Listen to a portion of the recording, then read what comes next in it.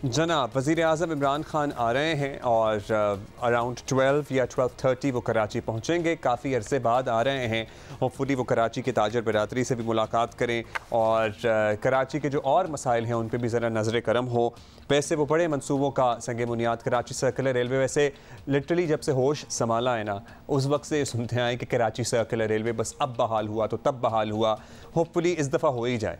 कराची के उमूर पर गहरी नज़र रखने वाले सीनियर सहाफ़ी मज़हर अब्बास साहब हमारे साथ मौजूद हैं। उनसे ज़रा बात कर लेते हैं। मज़हर साहब, finally once again Karachi circular railway शुरू होने वाली है। ग्रीन लाइन तैयार है, बस अब KPT का ज़बरदस्त प्रोजेक्ट बताया गया है कि जनाब शुरू हो जाएगा। अब आप समझते हैं कि तहरीक इंसाफ ने बिल आखिर कराची पर तवज्जो देना शुरू कर दी है, जो बड़े अरसे से इनसे तकाजा किया जा रहा था कि जनाब कराची के वोटर ने आपको चूज़ किया है, उसकी तरफ भी तवज्जो दें। देखिए, असल इशू ये है कि कभी फेडरल गवर्नमेंट आके कुछ कराची में कर देती है, कुछ थोड़ा बहुत प्रोविंशियल गवर्नमेंट कर देती है, कुछ थोड़ा बहुत KMC कर देती है।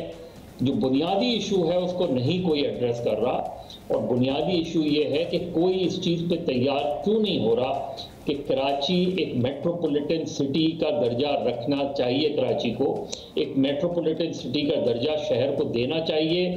एक अम्ब्रेला के तहत सारी बॉडीज़ को आना चाहिए। अभी देखें, फेडरल गवर्नमेंट अपने प्रोजेक्ट कर रही है, प्रोविंशियल गवर्नमेंट अपने प्रोजेक्ट कर रही है, KMC अपने प्रोजेक्ट कर रही है, कैंटोनमेंट अपने प्रोजेक्ट कर रहा है, DHA अपने काम कर रहा है। तो ये मल्टीपल एक ही शहर में मल्टीपल सिविक एजेंसीज क्यों हो? एक ही अम्ब्रेला के तहत इन सबको होना चाहिए, और वो अम्ब्रेला है मेयर कराची और KMC।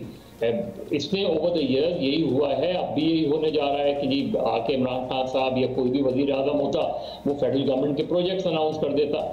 PTI का एडवांटेज इस वक्त PTI को लेना चाहिए, और अब मेरा ख्याल थोड़ा सा डिले किया उन्होंने।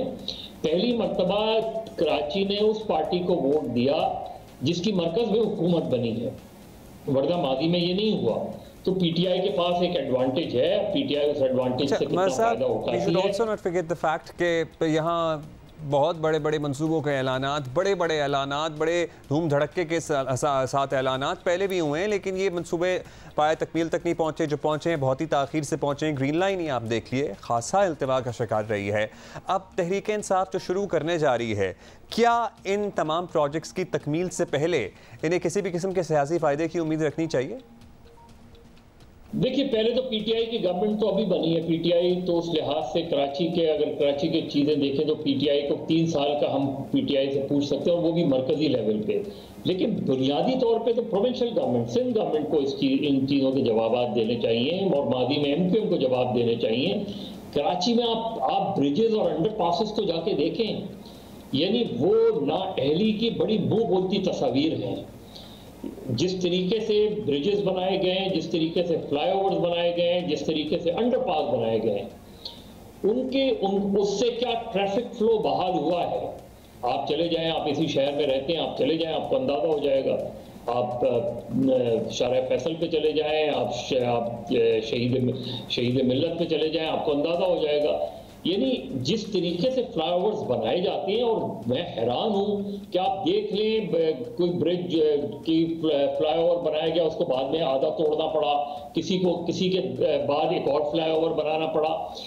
इनकॉम्पिटेंस की मुंह बोलती तस्वीर है कराची, नाअहली की मुंह बोलती तस्वीर है कराची।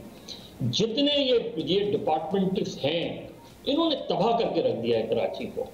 इसमें इनकॉम्पिटेंस है, इसमें मैसिव करप्शन है, इसमें KMC के लोग इन्वॉल्व हैं, इसमें बिल्डिंग कंट्रोल के लोग इन्वॉल्व हैं, इसमें प्रोविंशियल गवर्नमेंट इन्वॉल्व है।